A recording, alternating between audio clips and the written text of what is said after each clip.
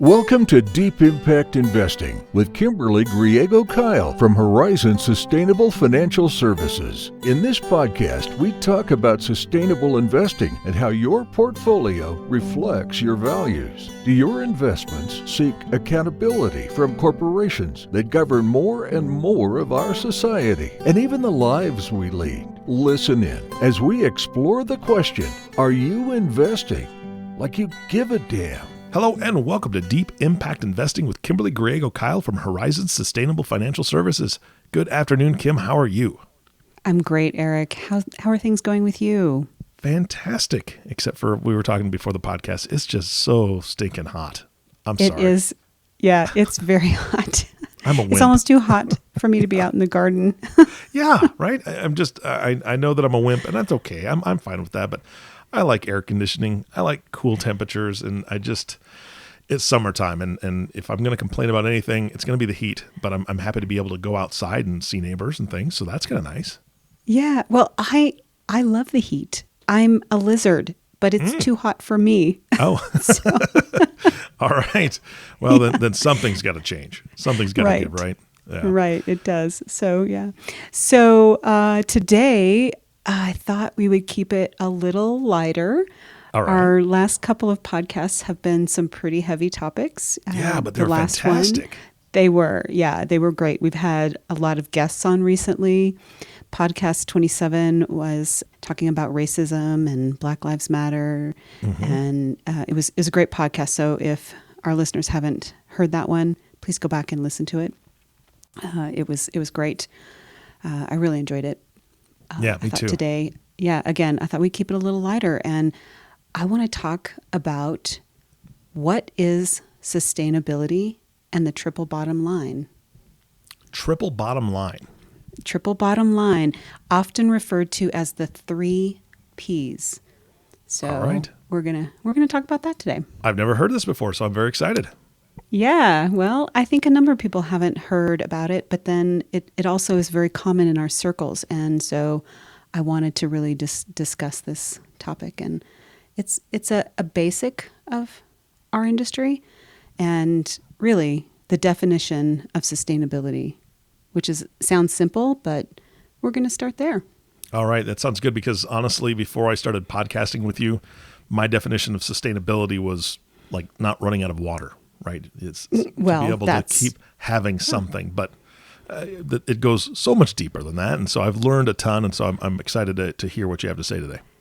Yeah, well, there really isn't a universal definition of sustainability because there's a lot of viewpoints on it and how we achieve sustainability.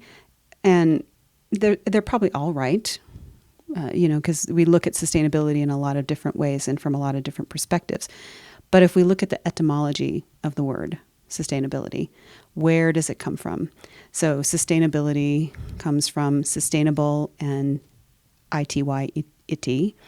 So it's sustainable, for instance, the composition of sustain and able. Mm-hmm. If we start from the beginning, it means sustain means to give support to or to hold up, to bear, to keep up. So we're holding something up, right? We're supporting it. And then what is sustainability? It's really an adjective. It's something that we're able to sustain for a long period of time.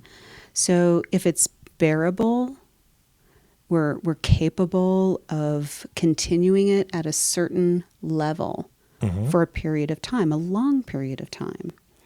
So really, sustainability in the end, probably we could look at it as a process by which something, whether it's water, as you mentioned, or the environment, which is a big component, is kept at a certain level. So we're sustaining it at that level. We're not letting it deteriorate, in other words, for a long period of time. Got it. Sounds kind of simple, but complicated, right? Yeah, absolutely. And I think that nothing worth doing correctly is ever easy. Like, I've heard that quote many times, and this is something that needs to be addressed. Absolutely. The environment and the social problems that we're we're facing in this society it's huge, and it's very difficult for us to think about. And when we think about sustainability and defining it really as the process and the actions through which we as humans and humankind really want to avoid the depletion of our natural resources. Mm-hmm. It's all influenced by how we as a society organize ourselves and what we're doing to keep our ecology in balance so that our quality of life isn't decreased. We want to keep our quality of life healthy. Yeah, absolutely. So, we want to think of it in terms also of making things better or improving our conditions because they are deteriorating. Our planet is deteriorating, and our social systems really need improvement. So not only do we want to keep it sustainable, but honestly, we want to improve it because it's been deteriorating for quite a long time. So it's also not about just, sustainability is not just about thinking about resource exploitation or how we're thinking about our investments and which is what I do, right? How we're directing our investments or the wealth distribution of this country or technological developments in like alternative energy. We also want to think about our ecosystem and not harming it any further. The quality of life that we have in terms of our social systems. I truly believe, and as I just mentioned a moment ago, that we need to make a dramatic shift in the other direction. So it's not just about being sustainable or continuing things at a certain level, but we have to make this shift to increase what we're doing and making it better.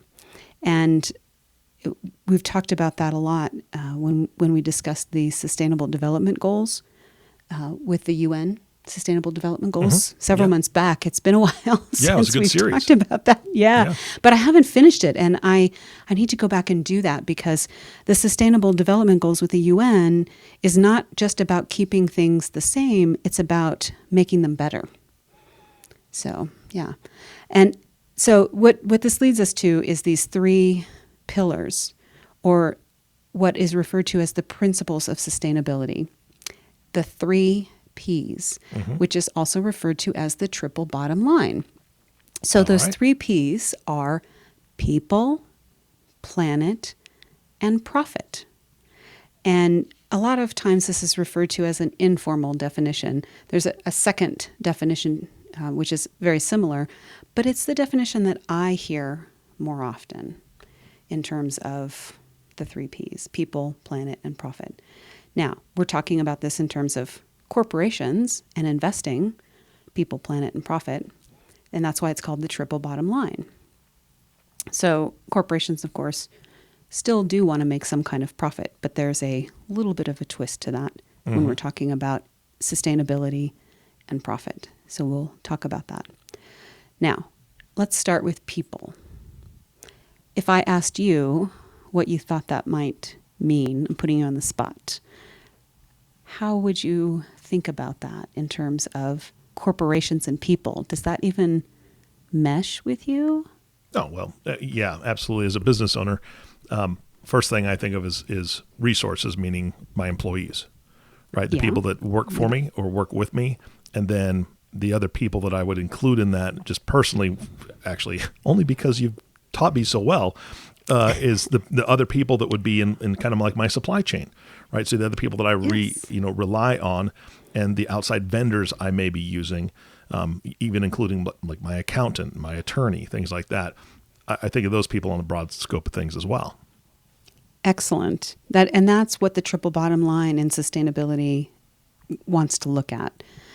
I think there's a number of corporations, rather large number, unfortunately still, that are not looking at those resources in terms of sustainability. Mm-hmm.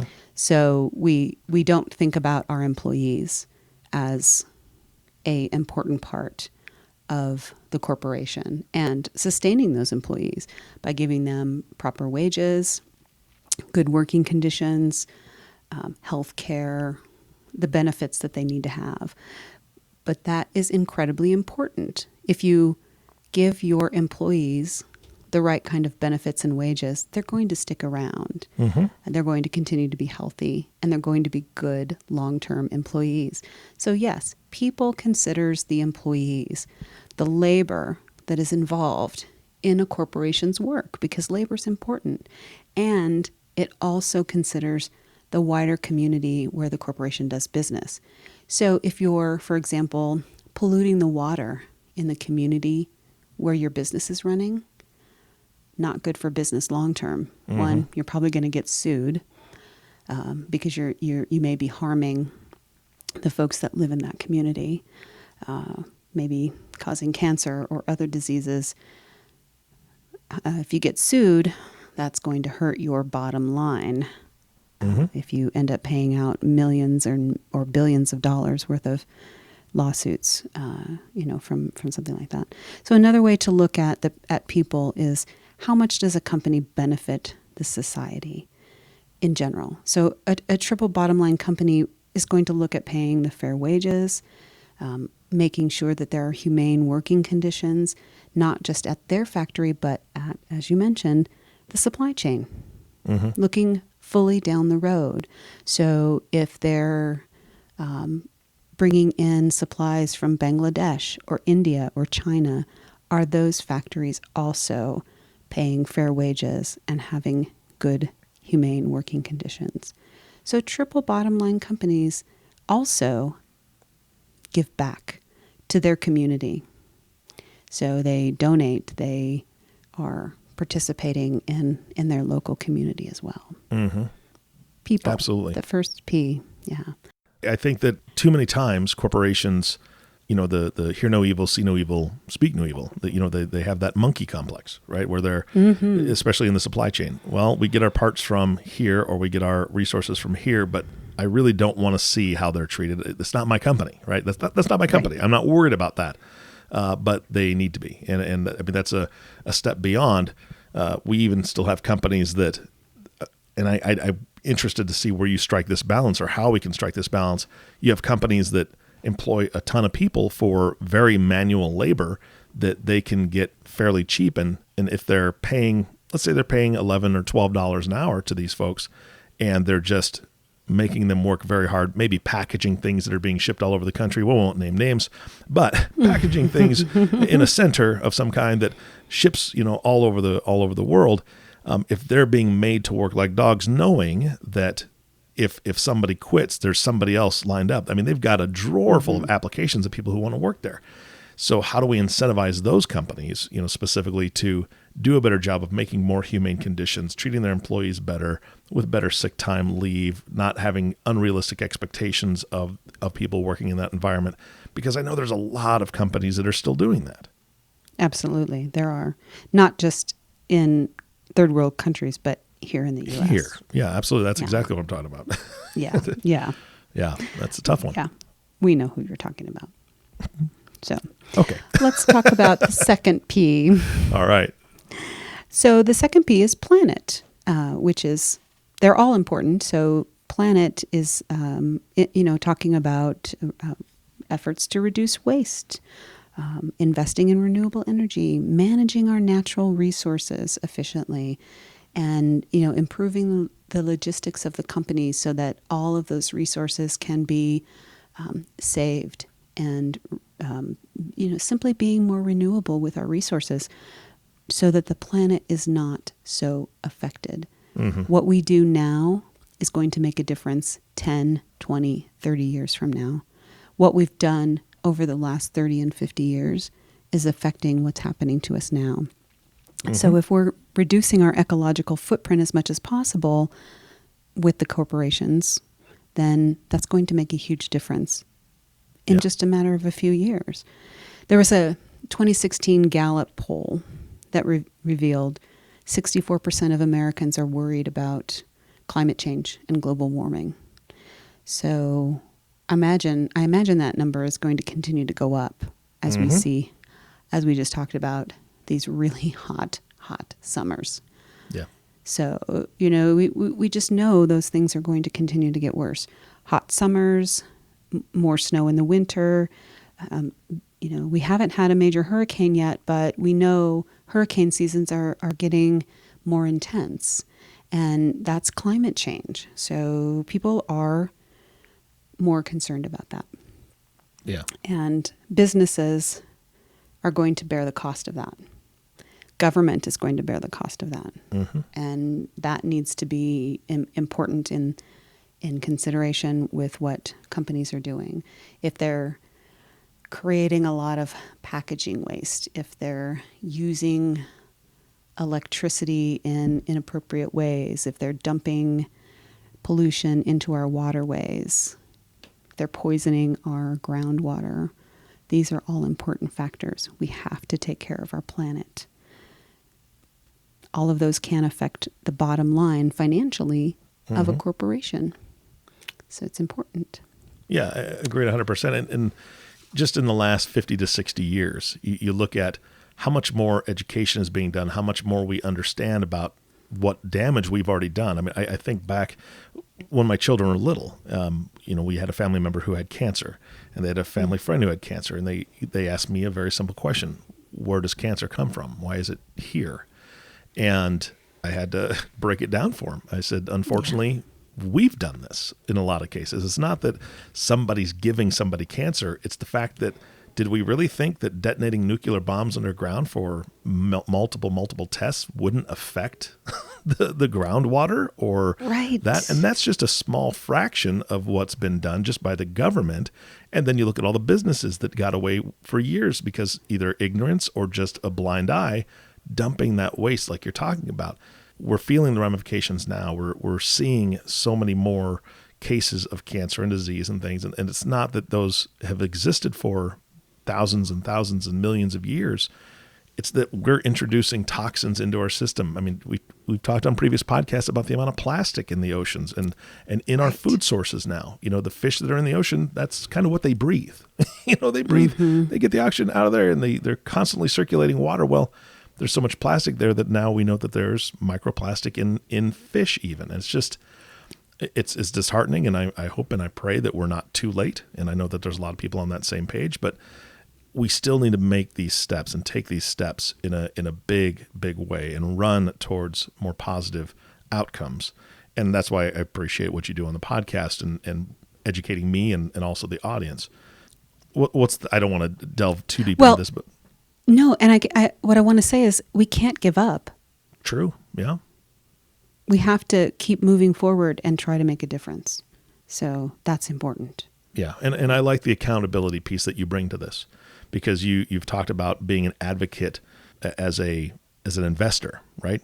And we talked about that on a previous podcast, and that was new to me as well, how you could do advocacy that way. And I think it's all of our responsibility to be able to say, okay, we need to hold these companies accountable for themselves and, of course, their supply chain and making sure that we're treating this with some seriousness.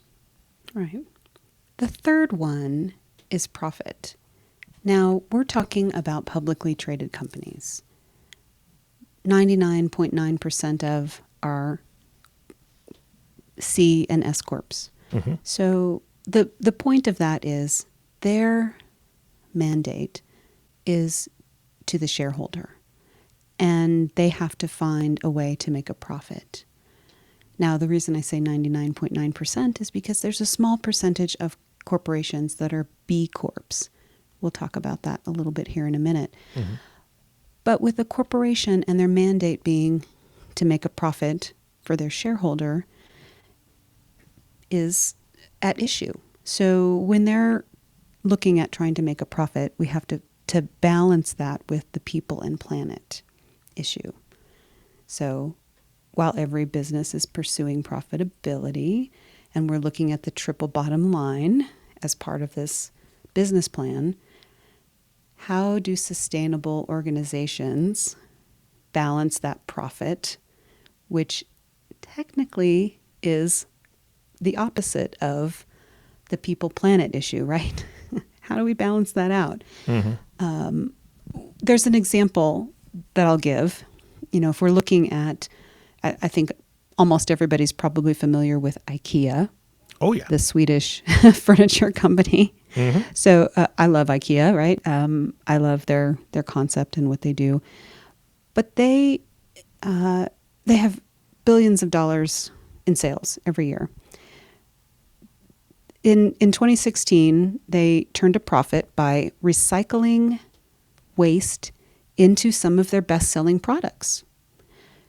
So before 2016, the waste that they produce cost them more than $1 million a year. Wow. Yeah.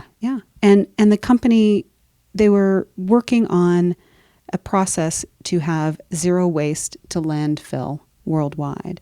So they made that happen within their company because they have a sustainability department. And their head of sustainability said, "We don't do this because we're tree huggers. We do this because it's very cost effective." Yeah. There's motivation for everybody. Absolutely. It was profitable for them to do that, to turn recycled waste into best-selling products for them. Mm-hmm. Again, this is about profit. And because they are a corporation who have to make a profit for their shareholders. Yeah. It's important to them.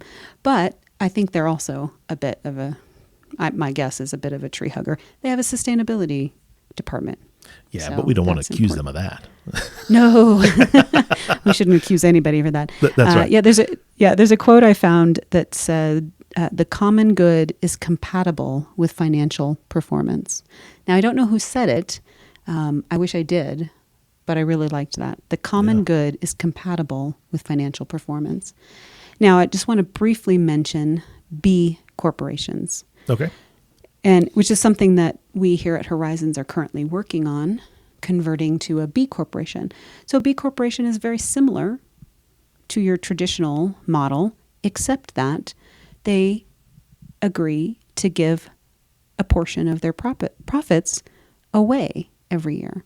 They also meet very specific sustainability criteria as part of their corporate charter. And there's a number of other things to it, but their main criteria is not about profits for their shareholders. Mm-hmm. And I think it's a very interesting way to be a corporation. So there's that. I'd like to learn more about that.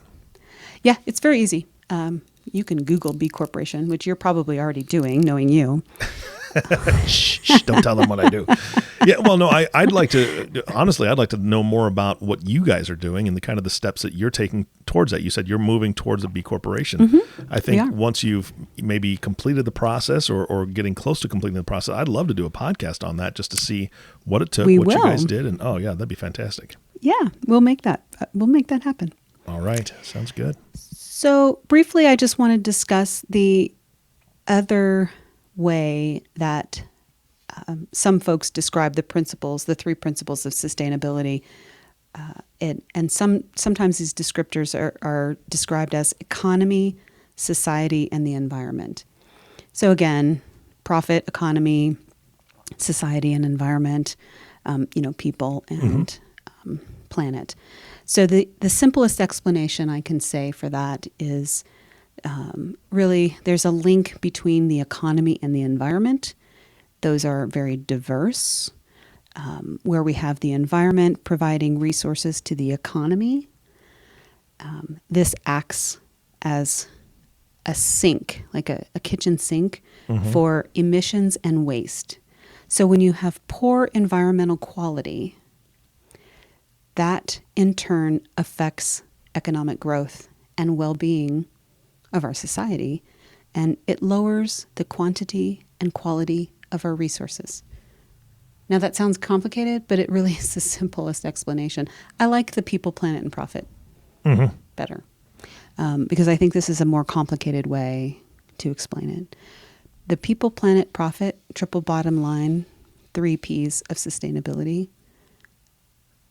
I think explains the whole piece very simply. Yeah, triple bottom line of investing. And what is sustainability? There you go. Fantastic.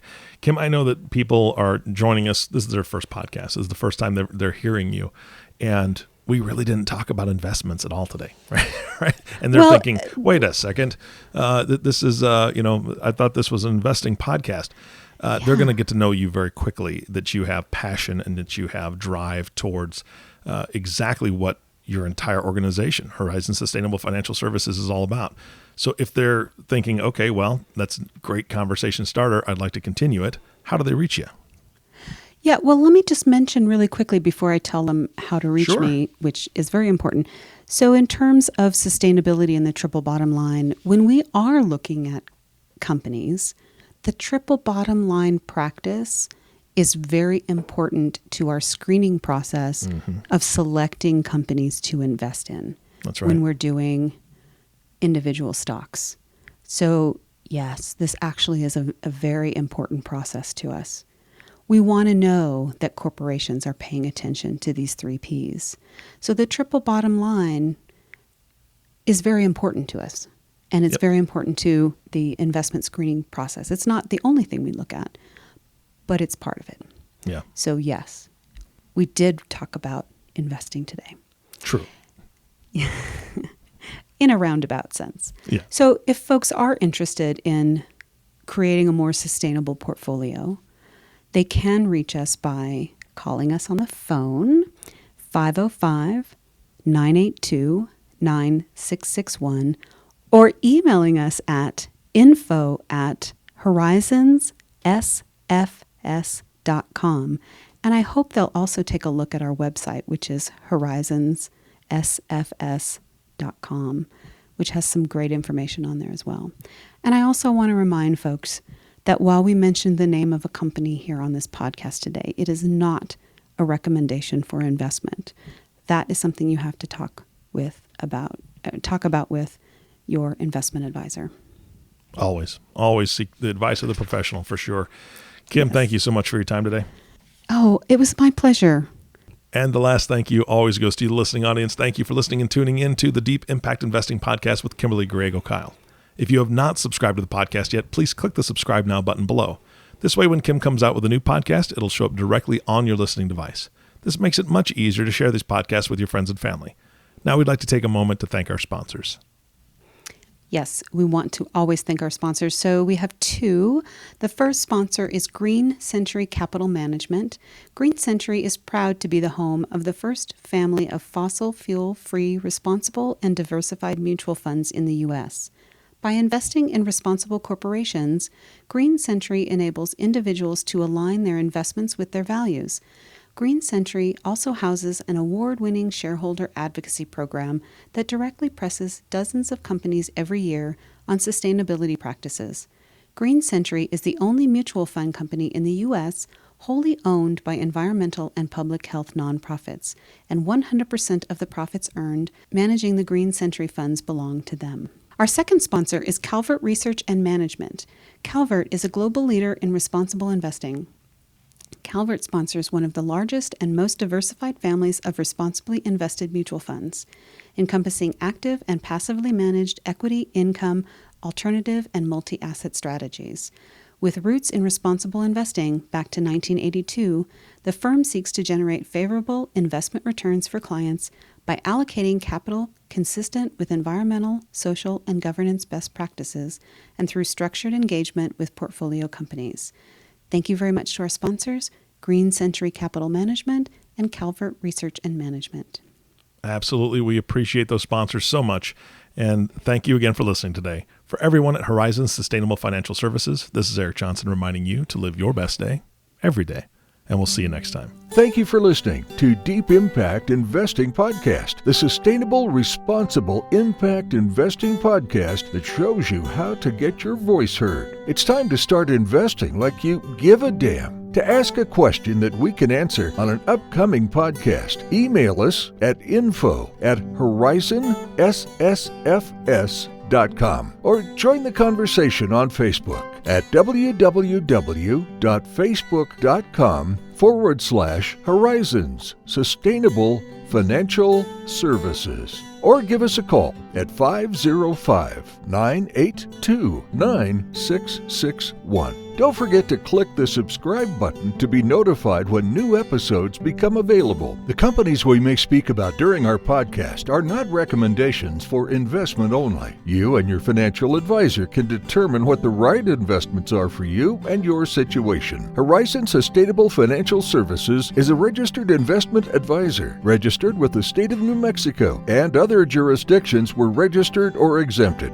The information covered and posted represents the views and opinions of the host and or guest and do not necessarily represent the views or opinions of Horizon Sustainable Financial Services. The content has been made available for informational and educational purposes only. The content is not intended to be a substitute for professional investing advice. Always seek the advice of your financial advisor or other qualified financial service provider with any questions you may have regarding your investment planning.